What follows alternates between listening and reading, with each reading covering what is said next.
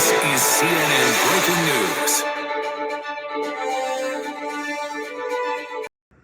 Welcome to CNN News and our special segment on holiday gifts and influential people. I'm Anderson Cooper, reporting with Ruth Handler, the creator of Barbie. It's that time of year when everybody's buying presents for the best holiday ever, Christmas. So I decided it'd be nice if we had a special guest who created the doll we all want. Please give a warm welcome to Ruth Handler, the creator of Barbie.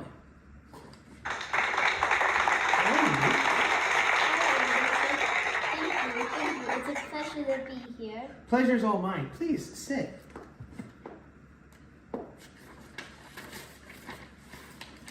We have so much to discuss.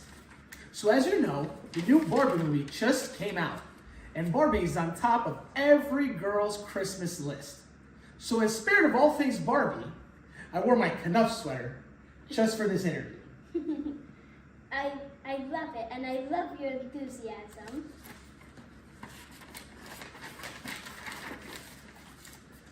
Let's get started, shall we? Please tell us a little bit about your childhood and what it was like for you growing up. Well, I was born in Denver, Colorado, with a family of 10 children and 2 adults. Life was not very easy for my family. My mother became ill after I was born, and my father had to take care of us alone. When I was 6 months old, my father sent me to live with my older sister, Sarah, until I was 19 years old. How did you become such a successful entrepreneur? Well, when I was living with my sister Sarah, I worked at her drugstore, so I got a lot of experience with advertising and merchandising. The experience of working since a young age prepared me for the business world and taught me a lot about sales. I applied everything I learned when I started Mattel Creations. Mattel Creations? That's interesting. That's where they make Barbie, huh? Can you tell us a little bit about Mattel Creations and your role there? I started Mattel Creations with my husband and a friend of ours, Matson. I was the co-founder and first president of Mattel Creations. I was mostly in charge of marketing. I advertised and sold the products that my husband manufactured. I have always been a great salesperson, and I know how to convince people to buy things. We made dollhouse furniture and small toys like ukuleles. We had the most fun making toys. That's great.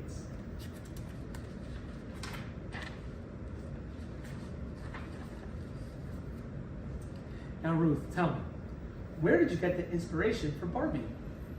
One day, I was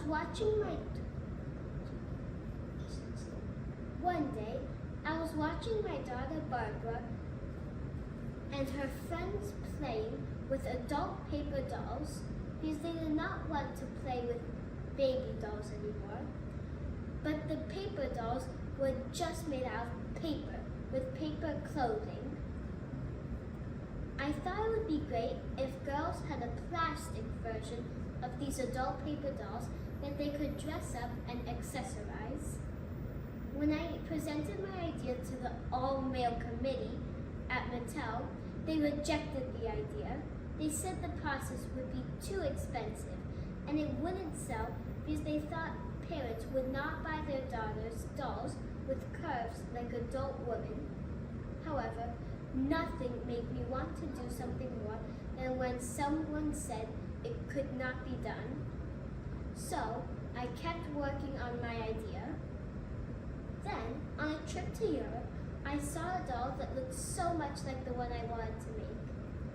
So, I brought it back to the United States to use it as an example. I knew it could be done, and I was determined to be the one to do it. That's amazing. It really is amazing. Why did you want to create Barbie? I created Barbie to teach all girls that they can be anything that they set their mind to, like a mother or a doctor or even both. That's why I created her in so many different forms with so many jobs.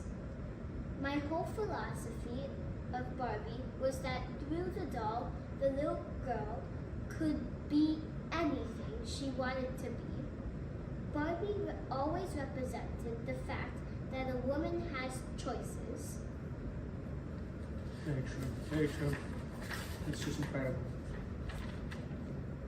Now tell me, how did breast cancer affect your personal and business life? Well, when I got breast cancer, I had to stay home a lot. I was on a lot of medications and I needed some very serious surgeries. So, I spent a lot less time at Mattel. My loss of self-esteem affected my leadership, and I couldn't help as much as I did before, so they forced me to leave Mattel. That's terrible. Oh my goodness. What a terrible situation.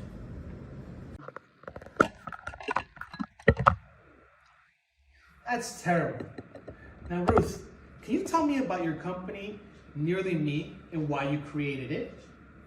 I created the company Nearly Me because when I was diagnosed with breast cancer, I had to have a surgery to remove my breasts, called a mastectomy.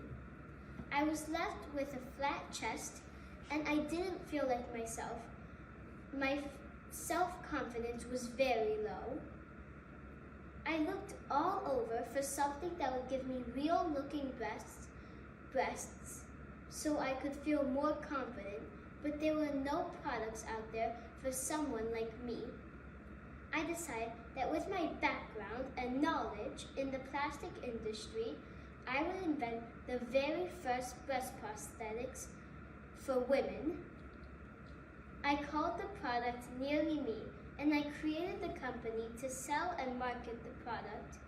The business became a huge success, and I was able to help so many women. That's wonderful. What a comeback story. What accomplishments are you most proud of?